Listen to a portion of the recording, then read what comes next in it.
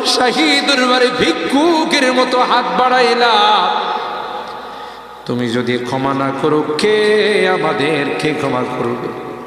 কে আমাদের মাফ করবে? ভিক্ষুকে একজনের কাছে ভিক্ষা না পেলে আরেকজনের কাছে পায়, এক দুয়ার থেকে বিতাড়িত হলে আরেক দুয়ারে যায়। তোমার দরবার থেকে যদি মাহরুম হয়ে যায়, বিতাড়িত হয়ে যায়, কার কাছে যাব? কে আমাদেরকে ক্ষমা করবে? মালিক রে, কাঙ্গালের মতো হাত বাড়াইলাম, তওবা করতেছি, আর জীবনে কোনোদিন নামাজ ছাড়ব না, আর জীবনে কোনো গুনাহ করব না, আর জীবনে কোনোদিন বেপরদায় চলব না, আর কোনোদিন শুধু